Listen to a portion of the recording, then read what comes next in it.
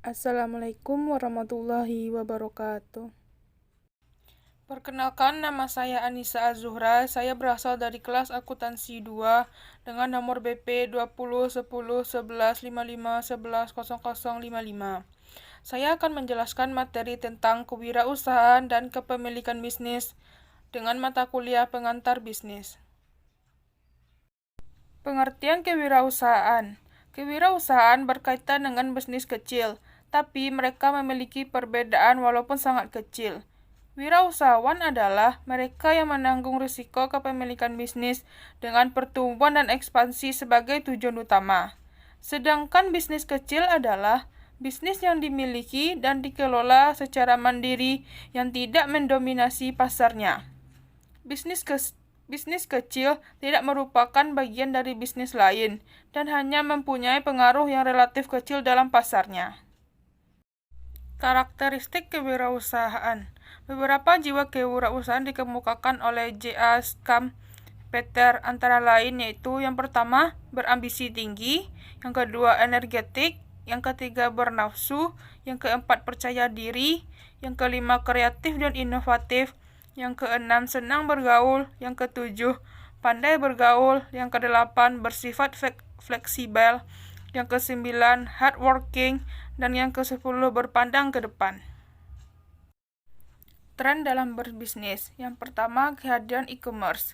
Maksudnya di sini, tren yang paling signifikan bagi bisnis kecil yang baru berdiri adalah cepatnya kehadiran perdagangan elektronik. Yang kedua adalah peralihan dari bisnis besar. Maksudnya, semakin banyak bisnis yang dimulai oleh orang yang memilih meninggalkan perusahaan-perusahaan besar serta menggunakan pengalaman dan pengetahuan mereka untuk diri sendiri. Yang ketiga, peluang dari kaum minoritas dan wanita. Maksudnya di sini adalah banyak bisnis yang dimulai oleh anggota kaum minoritas dan wanita.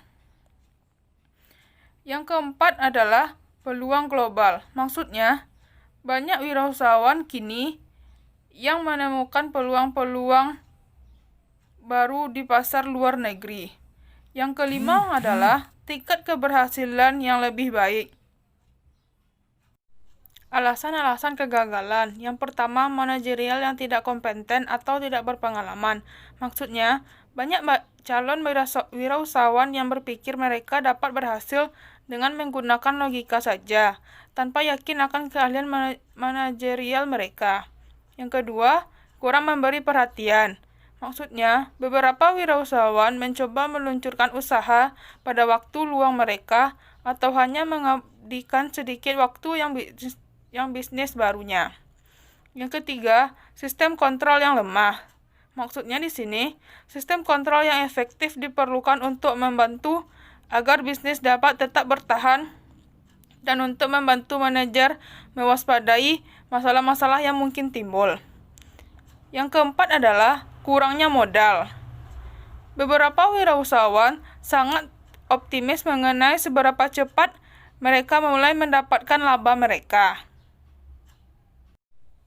Alasan-alasan keberhasilan bisnis. Yang pertama, kerja keras dan dedikasi. Maksudnya, para pemilik bisnis harus berkomitmen dalam mencapai keberhasilan dan rela menghabiskan waktu dan usaha sebanyak mungkin untuk dapat mewujudkannya. Yang kedua, permintaan pasar akan produk atau jasa yang disediakan. Maksudnya, analisis yang cermat terhadap kondisi pasar dapat membantu para pemilik bisnis kecil melihat kemungkinan penerimaan produk mereka di pasar. Yang ketiga, kompetensi manajerial.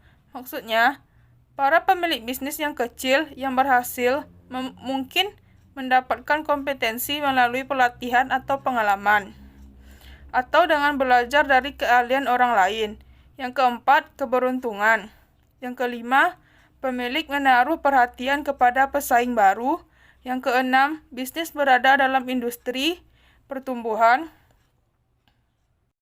Baiklah, hanya itu yang dapat saya sampaikan. Mohon maaf bila ada kekurangan kekhilafan. Saya ucapkan terima kasih. Assalamualaikum warahmatullahi wabarakatuh.